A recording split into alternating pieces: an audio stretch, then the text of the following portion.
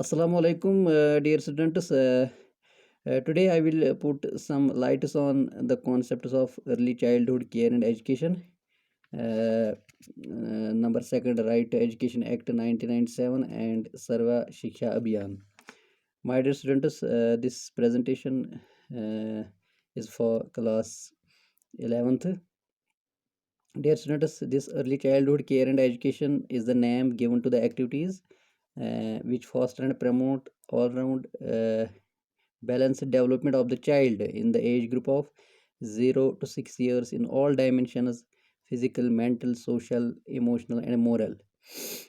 Dear students, the term was coined by the framers of National Policy on Education 1986 with a view to recognizing the holistic nature of the child development with nutrition, health, social, mental, physical, moral, and emotional development. Dear students, the national policy 1986 categorically stated that early childhood care and education will receive high priority. Uh, it added day care centers will be provided as a support service for universalization of primary education to enable girls engaged in taking care of siblings to attend school and as a support service for working women belonging to poorer sections.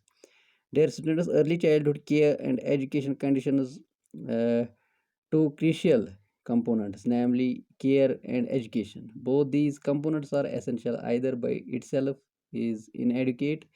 The formative years of every child are significant for his all-round developments.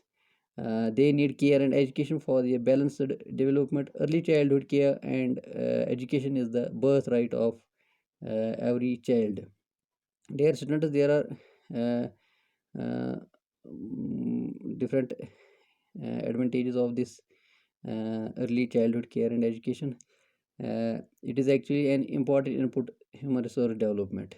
It enlarges the scope of Article 45 of the Constitution.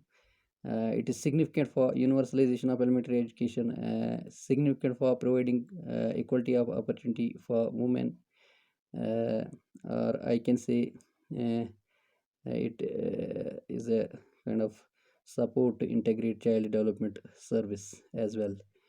My dear students, there is one more uh, this alternative for universalization of elementary, that is the Right to Education Act 1997.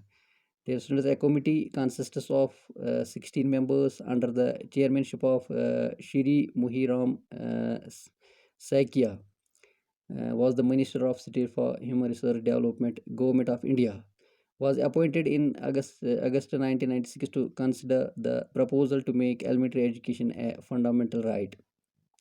The committee submitted its report in January 1997.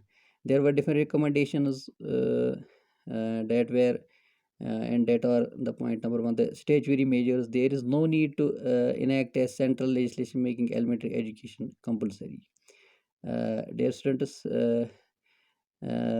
fresh state legislation should provide inter alia for the following: provision of permissive compulsion to enable state governments and local body to enforce the law selectively in a phased manner.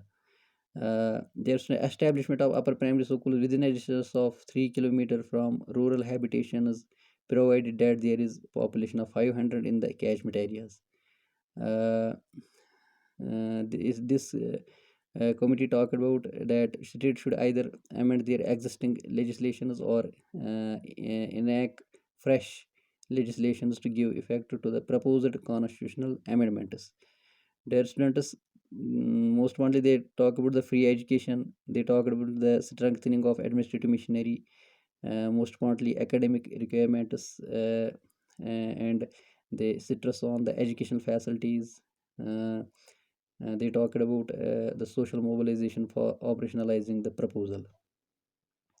Dear students, there is one more this reservation and the alternative to flourish this elementary education. That is the one of the uh, scheme, that is Sarva Shiksha Abhiyaan.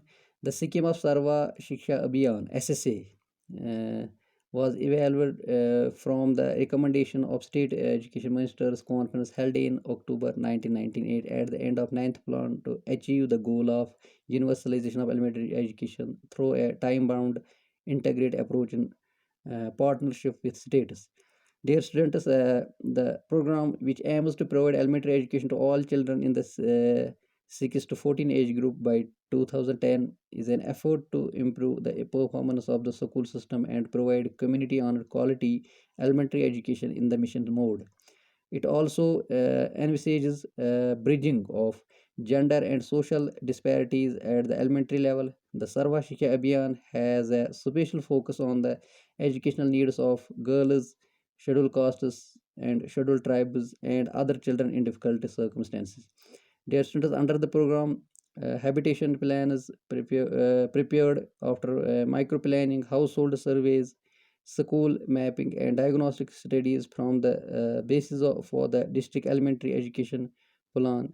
Funds released to states would be channelized to register societies at the state level. The Sarva Shiksha Abhiyan is expected to accord the highest priority to community monitoring, transparency in program planning, and implementation of capacity building at all levels, as also to the adoption of the mission approved by the mainstream education development functionaries. Dear students, a national mission for Sarva Shiksha Abhiyan was constituted in November 2000 with the Prime Minister as the chairman and the Minister for Human Resource Development as vice chairman. Dear students, there were different goals fixed in this scheme. Most importantly, the all children of age group 6 to 14 in schools, education guarantee center, bridge course to be covered by 2003. All children of age group 6 to 14 to complete 5 years primary education by 2007. All children of age group 6 to 14 complete 8 years of schooling by 2010. There were different elements of Sarva Shiksha Abhiyan. That number one, that is the expansion and upgradation of facilities for early childhood care and education, a significant reduction in dropout rates, special attention to the enhancement of enrollment levels, local level planning in collaboration with the community and NGOs, with habitation as the target for provision of facilities, regular monitoring and supervision of activity to ensure timely remedial action. Dear students, a concerned effort to promote enrollment, participation in education, and attainment of minimum levels of learning by those children who have yet not been brought within the ambit of elementary education. My dear students, this was uh,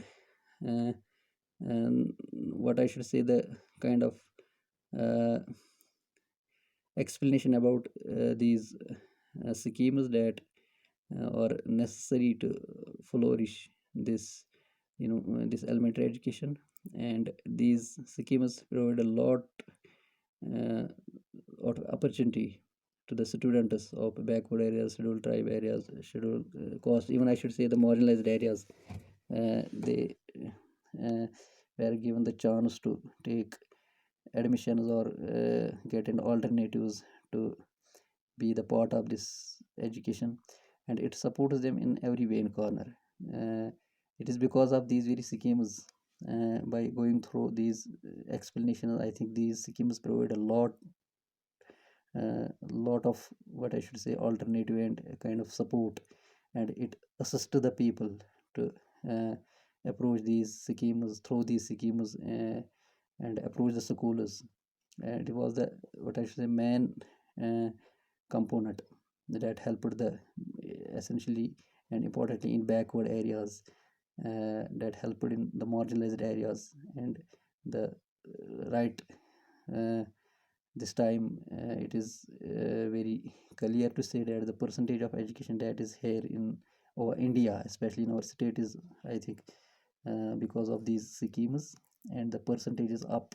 That is because of these schemes.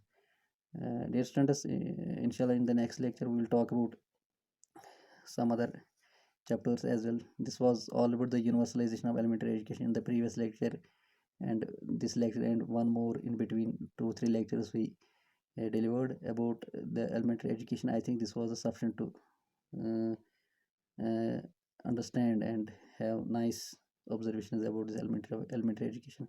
Inshallah, in the next lecture we will just start the new chapter. Thank you, my dear students.